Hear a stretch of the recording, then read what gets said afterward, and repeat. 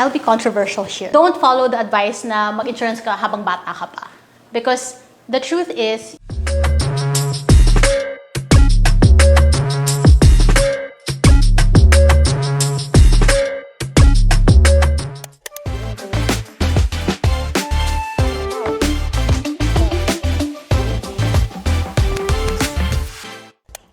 Hi Coach Nick, I'm on my first job and can you share effective and easy budgeting tips for those like me who are starting on their first job?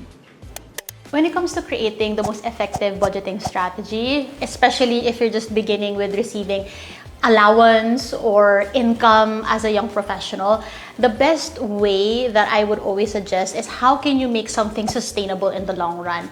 And so the easiest way to start is looking at what is a fixed amount that I can start saving this month that I can do for the next 6 months. So for example, let's say you set aside 5,000 a month for the next 6 months. So the purpose of that is that you get to build a sustainable money habit, not a way of restricting yourself with different like percentages and like templates and like micromanaging your expenses. At the end of the day, what's the purpose of a budgeting strategy? It's for you to build a sustainable money habit. Coach Nick, paano ko mababayaran yung utang ko agad-agad? So instead of thinking what's the fastest way of paying off my debt, think about what's the most sustainable way of doing it. So kahit na abutin ka man ng 12 months, okay lang as long as you're able to do it sustainably. Instead of madali mo ngang ginawa, pero madali rin bumalik.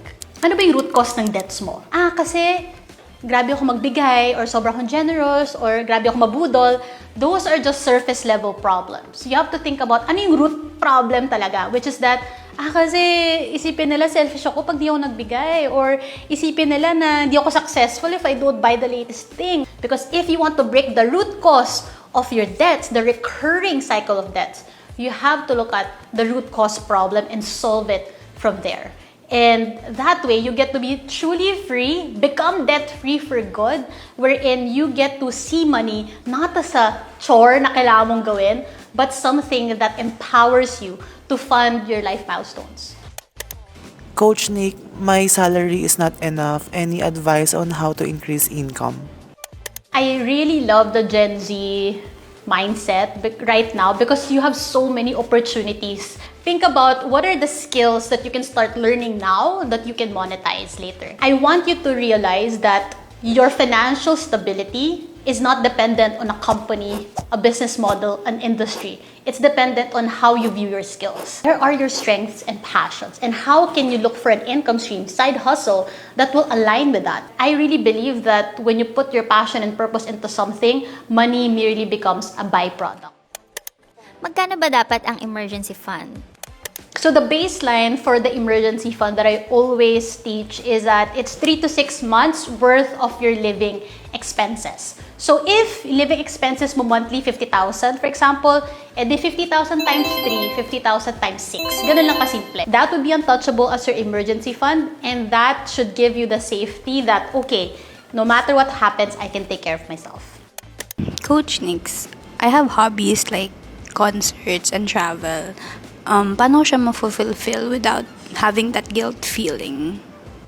I love saving up for like leisure goals, like concerts, travels, things that would allow you to enjoy the fruits of your labor. It's so important because it could go to the extreme na sometimes yung mga tao na financially responsible ako, so kailangan deprive ko yung sarili ko, kailangan save lang ako sa emergency fund ko. And then what happens is that you don't enjoy the present naman. You're so focused on the future that you forget what are the things that I could enjoy now. There has to be a balance. Balance of enjoying now and saving up for your future also. If for example, may target kang concert by X month, work backwards from there. If it's like 30,000, how much do I need to start saving now? Because oftentimes, people become guilty in doing these things when they're not ready for it. They're like, oh, kailangan ko kunin sa emergency fund ko, kailangan ko mag-loan, kailangan ko manghiram. And that means you really weren't prepared for it. You deserve that, absolutely, as long as it doesn't compromise your future savings. Everyone's talking about insurances, but when is the right time to get one? I'll be controversial here. Don't follow the advice na mag-insurance ka habang bata ka pa. Because The truth is, you're only ready to have an insurance when first meron ka ng solid emergency fund.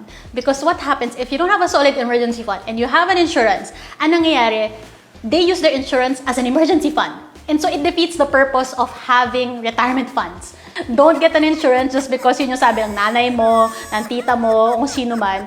Make sure you're also clear on what it's for. So for example, for me, I am clear that my insurance will cover me for retirement. Therefore, I'm not gonna touch it until I'm retired.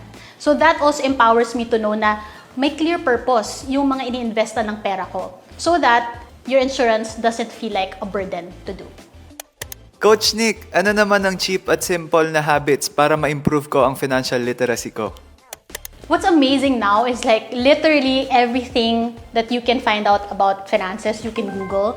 And there's so many people there who are sharing real life financial experiences. And for me, that's where financially literacy you get the most out of. People's experiences, people talking about their own financial journeys.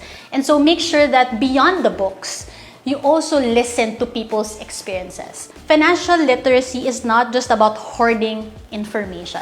It's about, yes, knowing, but also applying. So start really looking at financial literacy both ways. I don't just know, but I actually do. And so that's something that you can get started with when you check out my free training at Coaching with Nick. You can look at my Instagram or TikTok for that. And I love sharing that because ultimately you get to find out for yourself what are the foundational skills I need to have to achieve my version of financial freedom.